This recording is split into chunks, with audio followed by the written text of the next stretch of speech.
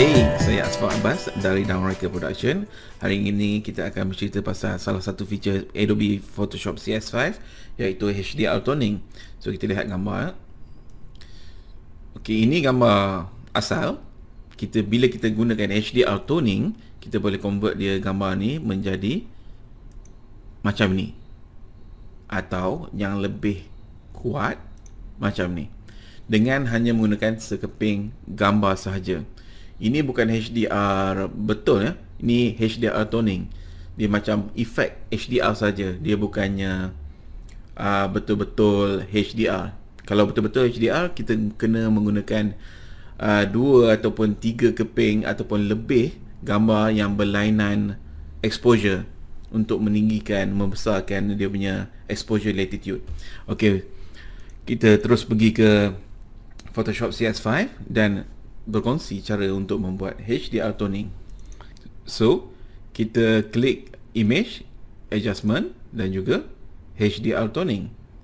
Dia akan masuk ke dialog HDR toning. So, kita ada slider adjustment di sini dan juga ada curve adjustment di sini. Kita juga ada preset di atas ni. So, preset ni kalau kita nak mencuba dulu, kita boleh menggunakan preset yang ada seperti photorealistic atau setting-setting lain seperti surrealistic.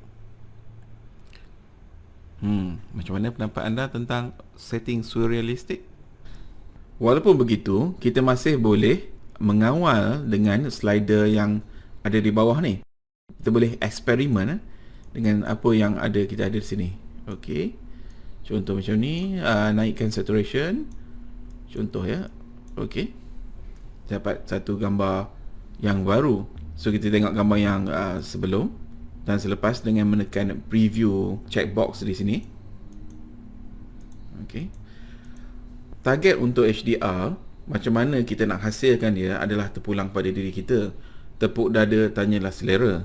Kalau anda rasa ini memuaskan hati anda, tu terpulang. Tetapi result yang sebegini, kita lihat terlalu banyak artifak ya.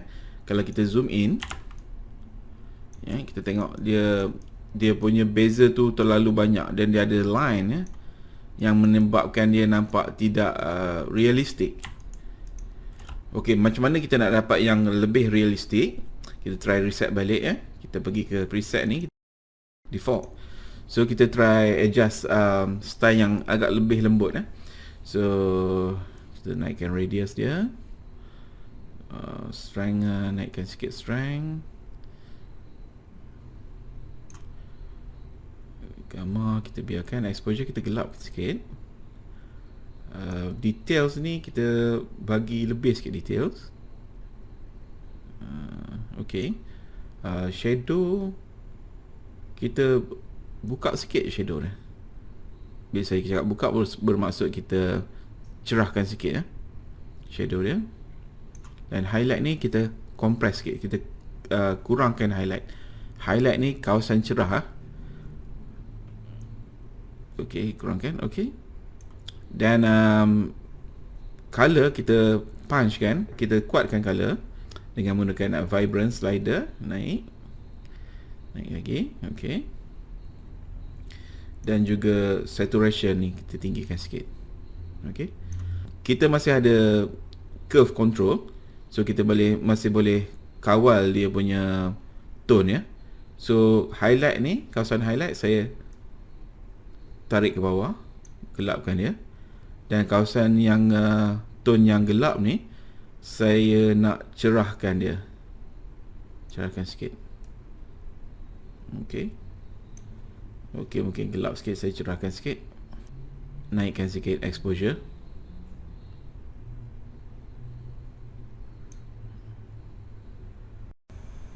Okey. So jika anda suka style ni, kita klik preset option, save preset HDR 1 dan kita klik OK. Dia akan proses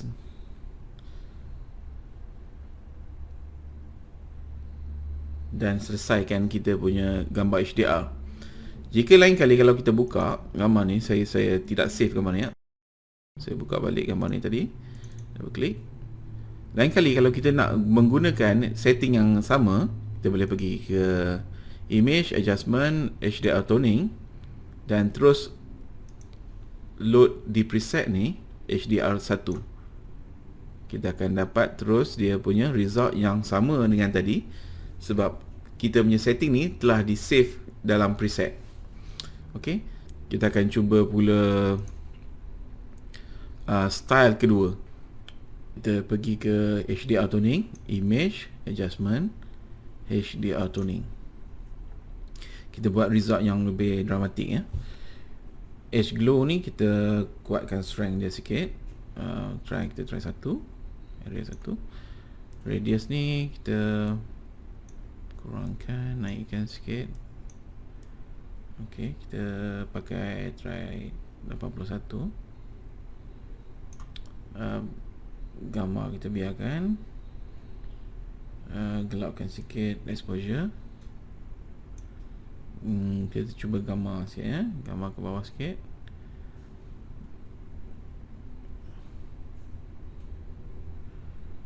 Okey,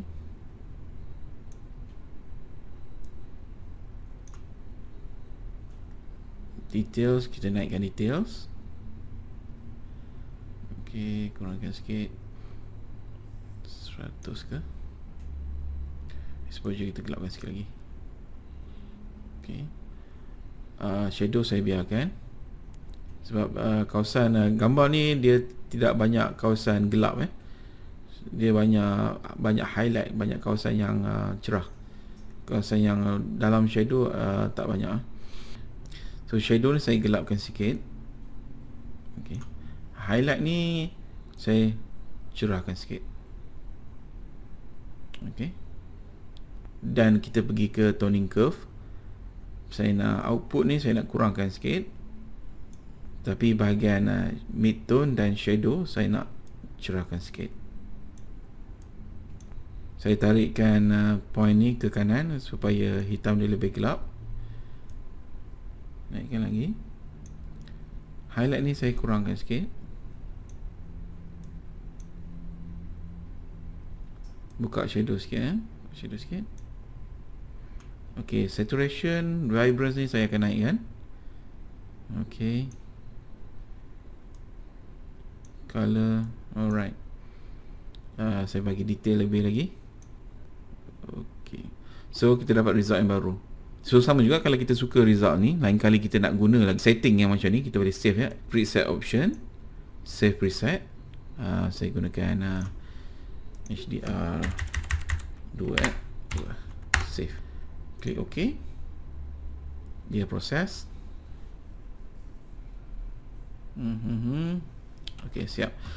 Kalau kita tengok history di sini, gambar asal dia, dan inilah gambar hasil yang telah kita buat HDR toning.